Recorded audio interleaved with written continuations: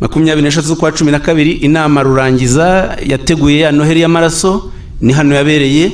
Ababurugumesitiri barayitabira barimo Saveri Bizimana wa Karama bamuhimbaga Kajagari, barimo Jean Baptiste Nkurikiyimana wa Kirehe ni Nyamagabe hariya bamuhimbaga Kajugujugu, barimo Gregoire Munyarubindo wa Rukondo, Jean Kaguge wa Mudasomwa, Gasare wa Karambo, Bihangamanywa Jean Berikimasi wa Musebeya, Nkikabahiza Anastase wa Muko na Gerard Mucumbitsi wa Kinyamakara. Umva baburugumesitiri bose baraje bakoze inama yo kugaba ibitero. Buke uwo munsi rero ku manywa niho ibitero byatangiye, batera ingo z'abatutsi barica bamaraho pe. Uyu mugabo witwa Mucumbitsi bagize burugumesitiri wa Kinyamakara. Kinyamakara ni komine ubu yagiye mu karere ka Huye imbere yanjye hariya. Iyi komine yayoborwaga n'umuntu witwa Antoine Marie Zakari Nkundukozera. Uyu Nkundukozera ari umuhutu ariko yanga kwica, yaranze rwose. Yanga kwica kubera iki? Yakinaga mu ikipe y'amagaju yakiniraga ahangaha. Nkundukozera Zakariya bamwitaga Imana y'ibitego, yari umukinnyi w'umuhanga, agatsinda ibitego. Uko atsinze ibitego sushefu Rutarimara akamugabira inka, yari amaze kugira inka 20 zirenga. Yanga kwica, ati kwica abatutsi ni ugutatira igihango cya Rutarimara, sinshobora kwica. Bamukuraho bamuvana ku burugumesitiri bamusimbuza uyu mugome Gerard Mucumbitsi, ariko Nkundukozera rwose yabyanze. Ubwicanyi rero bwaravuzwe cyane mu mahanga, nibyo nababwiye. Ikaduha naho hari umupadiri warengeye abatutsi cyane bahimbaga Rutubuka yitwaga Anthony Yansens, Inyamasheke Aribazo n'abandi. Aba nabo baba bagabo ku buryo bukomeye. Nkeramugaba rero ubwo amaze gukora jenoside ahangaha muri 1963 habayeho muri 1965 kwiyamamariza gushyiraho inteko ishinga amategeko. None gushyiraho inteko ishinga amategeko naho biratangaje, kuko umurongo abiyamamazaga bashyizeho cyane cyane Nkeramugaba wari ukubwira abantu ngo mugomba kuntora, nimutantora muzahura n'ingorane z'ibirego by'ibyo mwakoze, naho ni muntora nzaharanira kuburizamo anketi zishobora kuzabakurikirana. Nkeramugaba rero yiyamamaje abwira abahutu ko bagomba kumutora kugira ngo azashyirisheho itegeko ribuza gukurikirana abakoze ubwicanyi. Ibyo kandi kuko Nkeramugaba baramutoye, ariko yaranahanganye na hano hari bikomerezwa byinshi. Ariko hari mu Parmehutu harimo itsinda rya Makuza Anastase n'irya Nkeramugaba Andrea, kuko rero Makuza we yabaga i Kigali ntibari bamuzi bihagije. Nkeramugaba niwe bari bazi, ariko akiyamamaza babwira icyo ngicyo ati nimutora Makuza ntabwo azabarengera kuko ntabazi, ariko jewe ndabazi, twafatanyije kwica, ni muntora nanjye nzakora ku buryo mudakurikiranwa. Murumve dutangiye icyitwa impunité, umuco wo kudahana ushyizwe muri politiki ibwirwa abaturage ku mugaragaro mu gikorwa cyo kwiyamamaza kuba intumwa ya rubanda. Hano icyo gihe mw'ibyo bihe ni naho hadutse amazina menshi, amazina ugasanga ababyeyi barita abana Kamarampaka, Parmehutu, Demokarasi, Turatsinze, ni amazina yaje muri iyo myaka. Hirya hariya hafi y'urwibutso rwa Cyanika haturaga umugabo witwa Kwitonda, irindi rye naryibagiwe, bamuhimbaga Hubeni. Hubeni rero yari afite restaurant abantu bakajya kurya iwe, ni hafi ya paruwasi.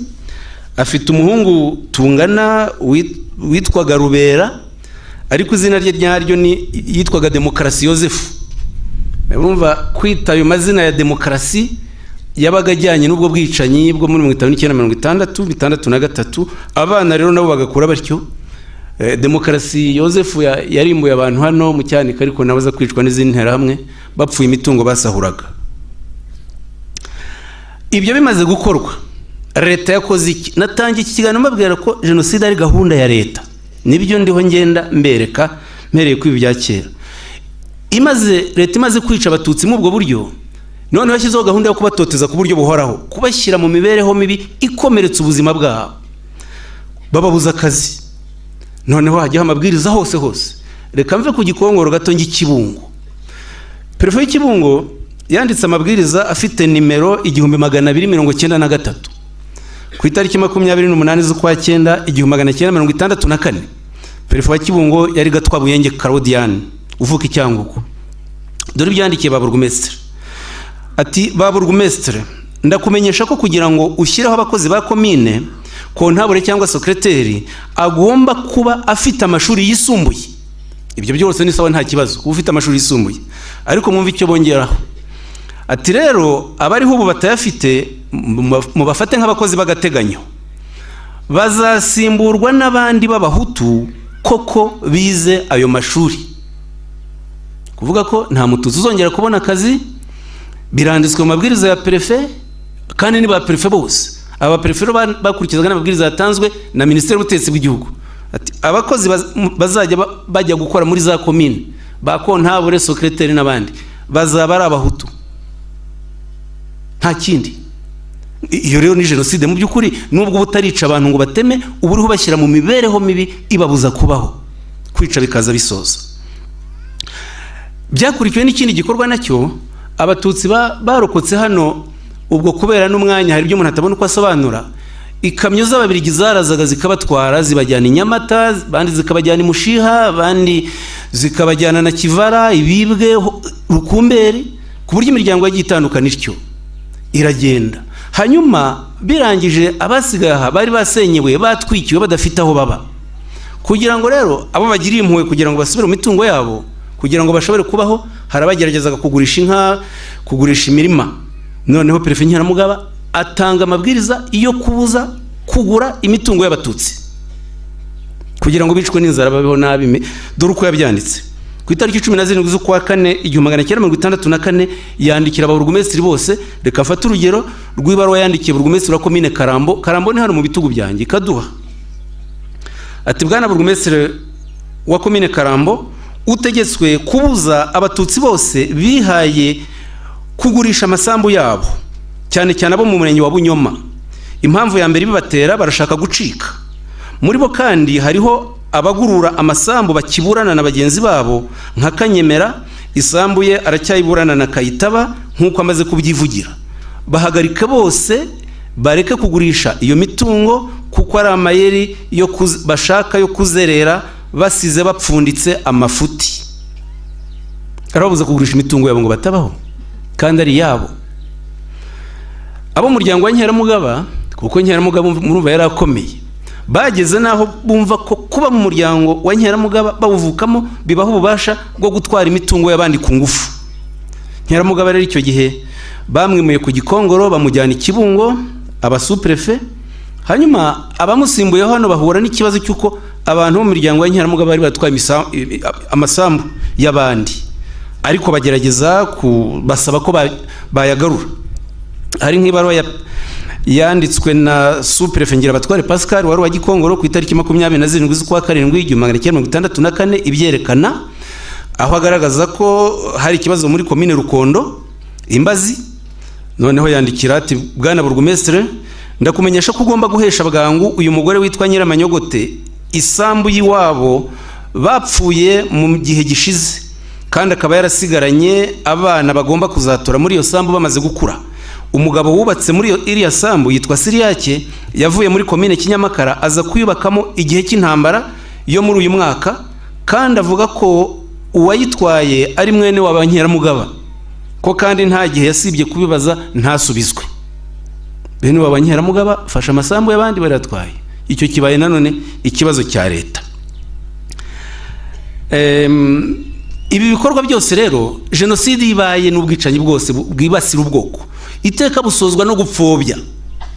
Nyakubahwa Perezida wa Sena, ubu duhanganye bikomeye n'ikibazo cy'ingengabitekerezo ya jenoside igaragarira mu ipfobya rya jenoside yakorewe abatutsi, mu gutoteza, guhohotera abacitse ku icumu, kubatoneka. Byabayeho kuva jenoside yaba no 1963, byatangiriye ahangaha, kandi bitangirwa n'abize, bitangizwa n'uwari perezida w'inteko ishinga amategeko Makuza Anastase, uvuka muri paruwasi ya Cyanika twibukiramo. Icyo gihe ubwicanyi bwo 1963 umaze kuba, kuko bwavuzwe ko ari jenoside, leta yashyizeho gahunda yo kubupfobya. Iyo gahunda rero igirwamo uruhare cyane cyane n'inzego ebyiri, inteko ishinga amategeko na guverinoma. Perezida w'inteko ishinga amategeko yoherejwe mu butumwa mu mahanga amara ukwezi n'igice n'iyo gahunda yo gupfobya jenoside. yagiye ku itariki ya mbere z'ukwa kabiri 1964 kugeza ku itariki 22 z'ukwa gatatu 1964, ukwezi n'igice. Noneho itariki 3 z'ukwa gatatu 1964 yavugiye ijambo mu nteko ishinga amategeko y'u Bufaransa, akoresha amagambo mabi pe, amagambo mabi agiye kubereka, ndabasomera ibice byayo, ariko ari bubereke urwango rwakoreshejwe mu kwica abatutsi bo mu Cyanika no mu Rwanda muri rusange, noneho n'urwango rujyana no gupfobya nkuko turanarubona no mu iki gihe. Dore uko yabyanditse. Iyo nyandiko ye yanavuze muri iryo jambo ihari ku buryo bwanditse, yitwa ngo Gatutsi Nyenzi yateye yiyahura. Iyo niyo nyito ijambo rya Makuza. Inyito ubwayo murabyumva, impunzi zose arazigerana n'inyenzi. Ati mu ijoro ryo ku itariki 21 z'ukwa 12 1963 inkora amaraso za Gatutsi Nyenzi zateye ziyahura. Izo ndwanyi z'intutsi zifubitse izina ry'impunzi zitekeye mu Burundi. Niho inteko y'inkora amaraso bakunda kwita Inyenzi yaturutse itera u Rwanda. Inkuru imaze gusakara yuko Inyenzi zateye mu Bugesera, abatutsi bamwe bakiri bagashaka buhake barose ko basubiye ku ngoma, basinda umunezero, maze bakwiza inkuru ngo umurwa w'igihugu wafashwe n'Inyenzi. Nabo bwabo batangira gukangata, gukora rubanda kwitama no kubabwira ko umwami aje kubamarira ku icumu. Nyamara ukuntu banyakwihemukira bari bamaze iminsi babanye neza n'abahutu. Ikiruta ku muntu ukunda abatutsi by'ukuri ni ugushaka inzira yo gutambamira ubwo bunyenzi. Igihe cyose abatutsi bataranywa umuti wo kubarutsa ubunyenzi, ibyo bitero by'inyenzi bizahora ari rwamukire yo gutsemba abatutsi. Murumva ijambo gutsemba riravugwa n'umuyobozi w'inteko ishinga amategeko, kandi no gutsemba bari batsembwe koko, ariko baravuga ati igihe cyose hazajya haba igitero abatutsi bazajya batsembwa. Arakomeje ati sinarangiza ndasabye abashinzwe kumenyesha rubanda makuru gukurikiza amatwara basanganywe yo gushyira imbere amahoro mu bantu, bagaha u Rwanda umusanzu wo gutsemba ubunyenzi busigaye. Ni ukuvuga gushaka amahoro ni ugutsemba abatutsi basigaye. Zo si imvugo zanjye, ni imvugo za perezida w'inteko ishinga amategeko, avugira imbere y'inteko ishinga amategeko y'u Bufaransa, arangiza bishyira mu nyandiko ibwirwa abanyarwanda. Ati niba iby'amahanga yabeshywe ku itera ry'inyenzi riheruka bikomeje gutuma azibabarira, akaba yazitiza imigabo yo kongera kuza kwiyahura, bizagira inkurikizi iteye ubwoba izazihama hamwe n'abazoshya. Naho nibituma iyo nkeke y'ubwiyahuzi bw'impunzi ishira burundu, bizaba bigaruriye abanyarwanda bose, cyane cyane abatutsi, amahoro atazagira ikiyahungabanya. Ayo marere yo gushoza intambara agifitwe n'abatutsi b'impunzi niyo nenge nyina w'izindi, ibuza abantu kwishyira bakizana, igakanga ubudasumbana n'umuco wa kivandimwe abanyarwanda bahuje n'abafaransa. Aravuga ko abanyarwanda bahuje ubuvandimwe n'abafaransa, nyamara nta yagombye ahubwo kuvuga ko abanyarwanda bagombye guhuza ubuvandimwe n'abandi banyarwanda. Nawe nka perezida w'inteko ishinga amategeko nicyo yagombye guharanira, ariko kuri we mu myumvire ye abanyarwanda n'abahutu, abatutsi bagenewe gutsembwa. Ayo ni amagambo ye. Muri mvira ubukana bw'urwango rwari mu banyapolitike b'iki gihe, iyo nyito, iyo gahunda yo gutsembwa niyo muri 59 63 murabyumva uburyo yanaryoheraga abanyapolitike kuyivuga. Abaturage mwebwe ari byo babigisha. Guverinoma rero nayo ntiyatanzwe. Guverinoma yasohoye itangazo ku itariki 29 z'ukwa 11 1964 risinywaho na Minisitiri w'Ububanyi n'Amahanga Lazaro Mpakaniye, naryo riza rifite ibitutsi ku batutsi nk'ibi biri muri iyi disikuru ya perezida w'inteko ishinga amategeko Anastase Makuza maze kubasomera. Dore uko bivugwa nabyo. Minisitiri w'Ububanyi n'Amahanga aravuga ngo hari inyenzi z'abatutsi zashoboye gucengera mu karere ka Gikongoro, ikaduha no mu Cyanika. Abo bantu bagombaga kugaba ibitero tariki 21 Ukuboza 1963. Abaturage baho bamenye ko aribo bagombaga kwicwa nabi n'izo nyenzi zabinjiyemo. Kubera ubwoba bw'urupfu rwari rubategereje, bagize umujinya n'uburakari, bahindukira n'ababicanyi barabica. Urumva leta irabeshya ko abatutsi bo mu Cyanika hari haracengewe n'inyenzi. Inyenzi ko zateze i Burundi zigaca mu Bugesera, nabibabwiye, zishaka kujya i Kigali gufata ubutegetsi, birumvikana zari kuza ahangaha mu Cyanika kuhashaka iki no kuhakora iki. Waba ushaka kujya guhirika ubutegetsi i Kigali ukaza hano, wazahura he nabwo? ni ikinyoma leta yahimbye kugira ngo isobanure impamvu ikaduha cyanika kibeho abatutsi bishwe kandi bakicwa na leta, kubeshya ko inyenzi zari zahacengeye, nyamara ari ikinyoma cyose. Musenyeri Perraudin, mwumve mvuze inteko ishinga amategeko, guverinoma mu gupfobya, noneho na Kiliziya Gatolika. Kiliziya Gatolika nayo ibijemo. Musenyeri Perraudin yanditse telegrama yohereza Vatikani itariki 10 z'ukwa kabiri muri 1964. Iyo telegramu anayitirira ko ari inama y'abasenyeri. Yanditse mu Gifaransa avuga ko yanditswe na Episcopat Rwandais ariko yasinywe na Musenyeri Perraudin ubwe. Noneho yandikira nyir'ubutungane Papa Yohani 23 amubwira ngo turamagana amakuru y'ibinyoma yatangajwe tariki 10 Gashyantare 1964 na Radio Vatikani. Uwo munsi Radio Vatikani ndetse n'ikinyamakuru Le Monde cyo mu Faransa cyari cyavuze ko mu cyanika nikaduha mu Rwanda hakorewe genocide. Iryo jambo genocide rero rirakaza Perraudin kubera ko radio ya Kiliziya Gatolika ibivuze. Nibyo yandikiye Papa ibingibi ati turamagana amakuru y'ibinyoma yatangajwe uyu munsi tariki 10 Gashyantare 1964 na Radio Vatikani. Turasaba ko iri tangazo mboherereje naryo ritangazwa. Muri ayo makuru bavuze ko habayeho genocide batabifitiye ikimenyetso na kimwe, n'urubanza rudafite aho rushingiye. Ati bagereranyije Kayibanda na Hitler, icyo ni igitutsi ndengakamere kuko gikomeretsa cyane umukuru w'igihugu umuyoboke wa Kiliziya Gatolika. Kubera ko Kayibanda ari umukristo wa Kiliziya Gatolika, ari umuyobozi wa Regio Maria, ari yayoboye kinyamateka na miryango yose nababwiye, ayobora Trafipro, gusa kubera ko yakoze ubwicanyi radio ikavuga ko ubwo bwicanyi ikavuga imiterere yabwo ko ari genocide, ku myumvire ya Musenyeri Perraudin icyo ni igitutsi kuri Kiliziya Gatolika, ntibigomba kuvugwa. Bon, Musenyeri Perraudin yarinze anapfa agifitiye imyumvire, afite urwango rw'abatutsi ruremereye. Nta mwanya uhari ngo mbahe inyandiko ze nyinshi, ariko yanditse igitabo mbere y'uko apfa, agomba kuba yarasanze apfuye atabishyize mu gitabo yaba ahombye. Yandika igitabo mu mwaka wa 2003. Mwaka wa 2003 yanditse igitabo cyita ngo Un évêque au Rwanda témoignage. Biravuga ngo umusenyeri wabaye mu Rwanda ubuhamya bwe. Muri icyo gitabo, ni igitabo gishinyagura ku buryo buremereye, yageze aho avuga mu kubwicanyi bwakorewe abatutsi 1963. Dore uko abivuga, ndafata agace gatoya reka mbivuga mu Gifaransa hanyuma ngerageze mu Kinyarwanda. Abumva Igifaransa niho muri mu byumve neza, kuko kubishyira mu Kinyarwanda birabyambura ireme ryabyo. Yaravuze ngo il y a eu en réalité une explosion de colère d'un peuple pacifique perfidement attaqué de l'extérieur. Yavuga ngo icyabaye mu by'ukuri 1963 ngo n'ubwicanyi bwakozwe butewe mu by'ukuri no guturika k'umujinya w'abaturage b'abanyamahoro batewe ku bugambanyi bw'abavuye hanze y'u Rwanda. Abo Musenyeri Perraudin yita un peuple pacifique, no kuvuga abaturage b'abanyamahoro ni abahutu. Avuga ko bari bibereyeho neza rwose batuje, n'abantu batuje bigirira amahoro muri bo. Hanyuma baterwa n'abandi badashobotse b'umutima mubi, baje kubuza abanyamahoro amahoro yabo, abo nibo batutsi. Noneho rero abanyamahoro birwanaho, bica babanzi, bica babagome.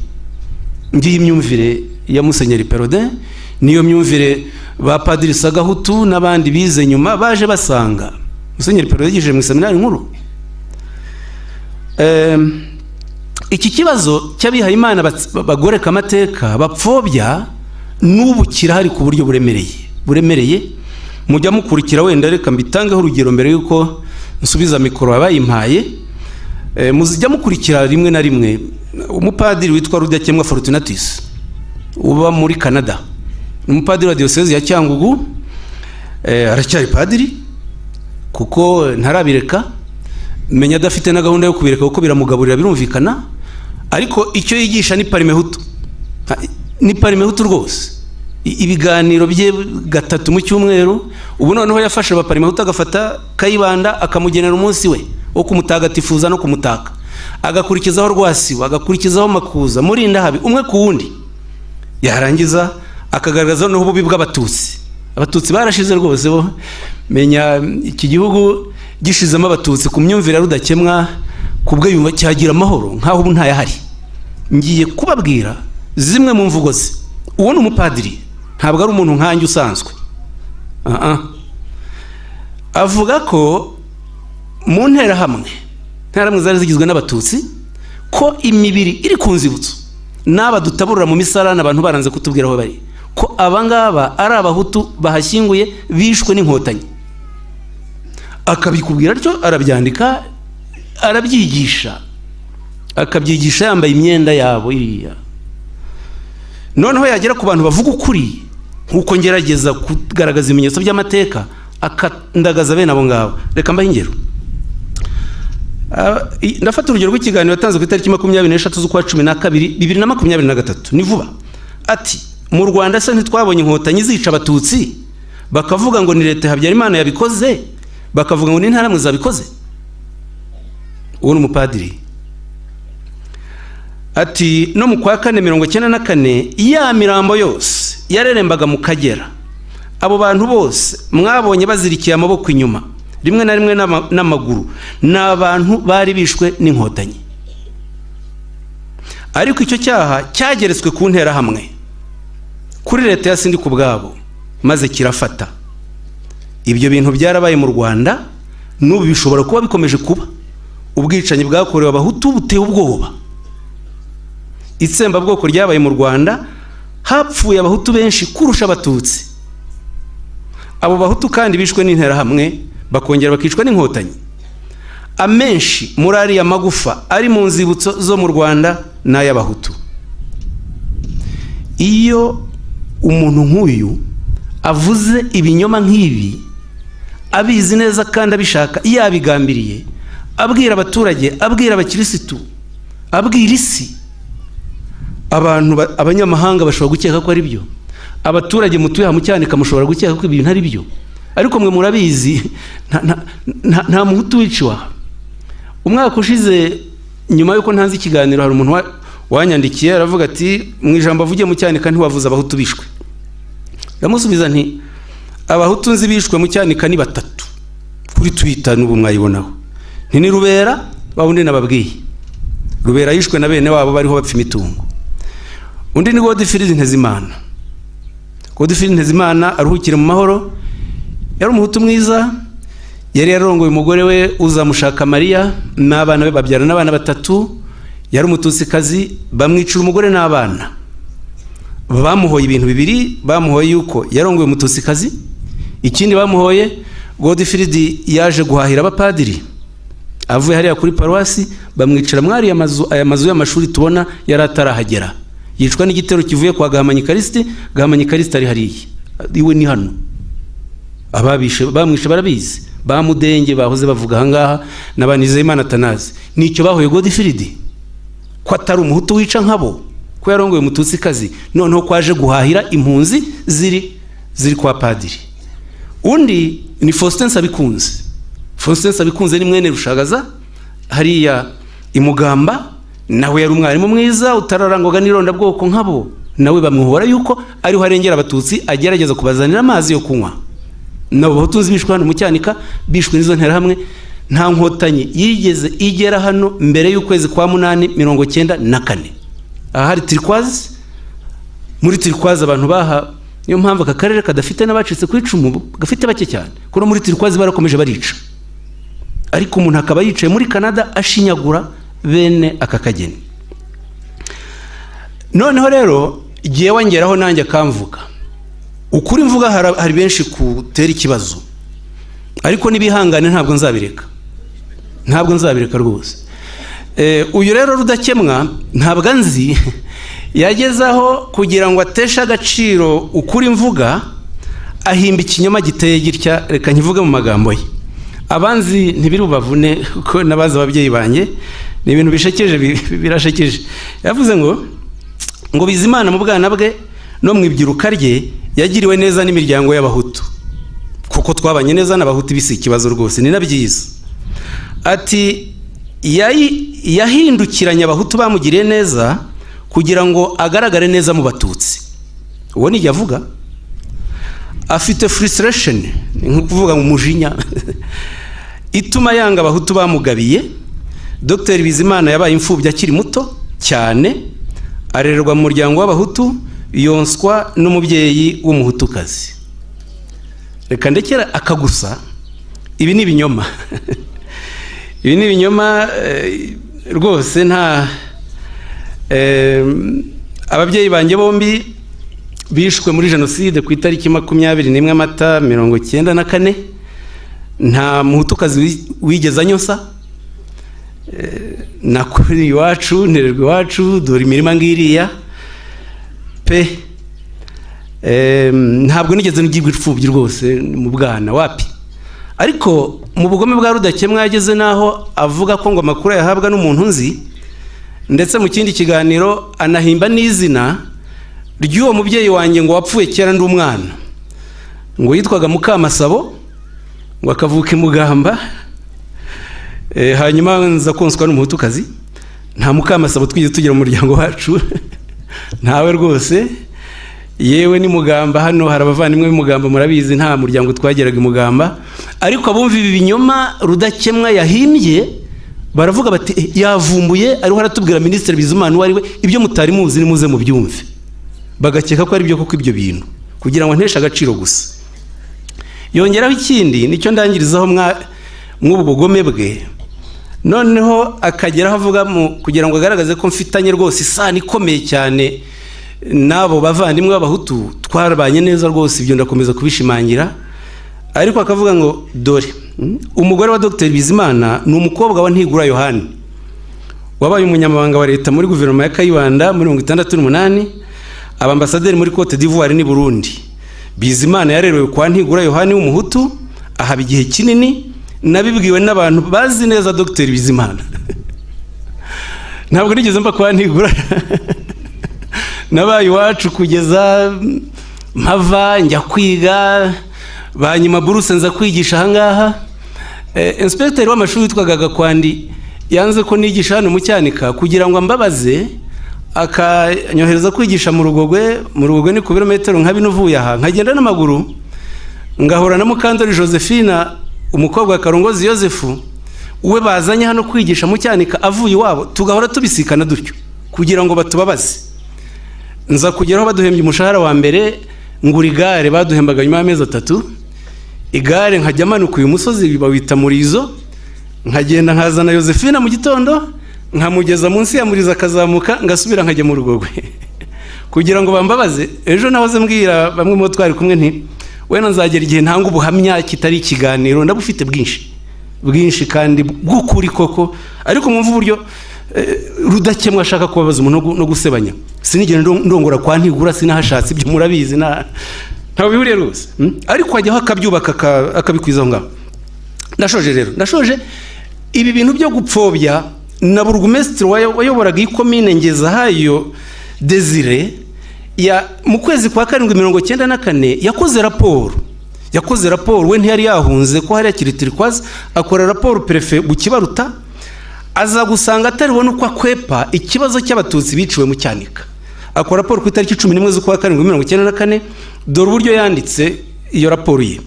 Ati nyuma y'ishwa ry'umukuru w'igihugu ryakozwe na FPR Inkotanyi n'abafatanya bikorwa bayo, hari inyandiko zafashwe mu byitso zerekeranye n'umugambi munini w'ibyitso, harimo imisanzu buri muyoboke wa FPR yatangaga n'ibyemezo bikubiye mu nama ibyo byitso byakoranaga na FPR. Muri izo nyandiko twasanze abantu bakurikira ari abayoboke ba FPR. Ababazi muri bamenye n'abantu abeshyera ngo kuba bari ku isonga y'abajyaga ku Murindi bagakorana umugambi na FPR ngo kwica abahutu, ariyo mpamvu ngo yarakaje abahutu bakica abatutsi hano mu Cyanika. Akarondora amazina yabo, aravuga Mukayiranga Charlotte, akavuga umwuga we, umwarimu kazi w'umututsi, Kanamugire François, umwarimu w'umututsi, Mukarwesa Lisa bita Iriza, umukozi wandikisha imashini mu mushinga IGZ gatatu umututsi kazi, Nsabikunze Faustin, umwarimu w'umuhutu, Mukanyarwa Esperance, umwarimu kazi w'umututsi kazi, Murangira Jean Damascene, umwarimu w'umututsi, Mukantwari Pelagia, umuyobozi wa Centre Nutritionnel Cyanika umututsi kazi, Mukabayire Yosefa, umuyobozi wa Centre de Santé n'umututsi kazi, Nyiraneza Beata, umwarimu kazi w'umututsi kazi, Padiri Musona Loizi, umuyobozi w'amashuri gaturika muri komine Karama, ati n'umututsi. Ibi byose ngeze haravuga abeshya. Noneho akavuga ko agakomeza ati guhera tariki 7 Mata 1994 abaturage bagaragaje uburakari bitera imirwano hagati y'abahutu n'abatutsi bo muri komine Karama. Ntabwo avuga jenoside, avuga ko abahutu n'abatutsi barwanye. Ngo kuko abahutu ari bo benshi byatumye abatutsi bahungira kuri paruwasi ya Cyanika, bamwe bicirwa mu nzira bajya mu Cyanika, ariko abenshi cyane bagerayo. Tariki 21 Mata abahutu bari barakaye cyane, barwanye n'abatutsi bikomeye, imirwano ihitana abantu ku mpande zombi. Agasoza avuga ko nyine numva ko jenoside avuga ko yahitanye, nta nayivuga, avuga ko habaye imirwano ku mpande zombi abahutu n'abatutsi, ariko abatutsi bamwe bahungira i Butare. Ati rero icyo dusaba, ati turasaba FPR ikomeje kwica abaturage cyane cyane abahutu guhagarika intambara, turashaka amahoro. Okay, bako ngeza yarashaka amahoro y'abahutu, ntashaka amahoro abatutsi, ariko subundi hari yasigende ntabo. Ariko mwumva uburyo ariho asobanura iyicwa nuko aryita. Ni 1994 Rudakemwa ariho harabisubiramo nyuma y'imyaka 31. Ubu se tuzageza hehe? Tuzageza hehe? Baturage y'umurenge wa Cyanika rero n'akarere ka Nyamagabe muri rusange, ni aho zari prefegitura Gikongoro turimo, aya mateka nyanyuzemo nihuta cyane, akwiye kutwigisha kubera yuko mwumvise uburyo abambaye umwambaro w'idini, umwambaro wa politike aribo bagize uruhare mu gushora abaturage kwica abandi. Ntacyo abisha babyungukiyemo, nta na kimwe. Bababaje imitima yabo bice n'abarokotse, yego ibyo nibyo, ariko nta wungukiye mu kwica. Inkotanyi rero dufite amahirwe yuko zahagaritse jenoside, tukaba turaha twibuka aba bavandimwe, ababyeyi, inshuti. Dukwiye rero aya mahoro gukomeza kuyasigasira. Abahangaha iki kibuga mukigireho aha twicaye, cyakiniweho n'abahutu n'abatutsi. Mu kanya turaza guhabwa ubuhamya na Marianne Nikuze. Marianne n'umukobwa wa Kaberuka mu Birambo.